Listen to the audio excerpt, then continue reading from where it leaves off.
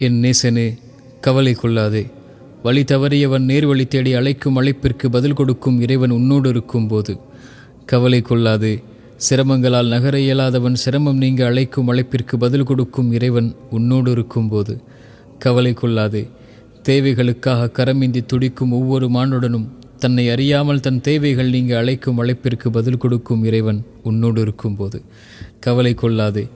நம்பிக்கை கொள்ள எவரும் இல்லாது நம்பிக்கை இழந்து வாழும் மனிதன் மீண்டும் நம்பிக்கை பெற அழைக்கும் அழைப்பிற்கு பதில் கொடுக்கும் இறைவன் உன்னோடு இருக்கும்போது என் நேசனே, உன் உள்ளம் உடைந்திருப்பதை அறிகிறேன். உன் கண்களின் கண்ணீரை பார்க்கிறேன். உன் தனிமை உன்னை வாட்டுவதை உணர்கிறேன். வழி பிறக்காதா என்று தவிக்கும் தவிப்பை அறிகின்றேன். கவலை கொள்ளாதே, இறைவன் நம்மோடு இருக்கிறான். இது மந்திரச் சொல்.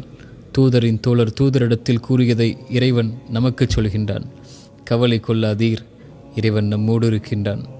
சிரமங்களா, வெளியேற முடியாத துன்பங்களா, குணப்படுத்த முடியாத நோயா, ஏமாற்றங்கள் துரோகங்களின் வழிகளா, உறவுகளின் பிரிவா, தனிமையின் தவிப்புகளா, மனிதர்களின் சிந்தனையால் வார்த்தைகளால் உள்ளம் உடைபட்டிருக்கிறதா?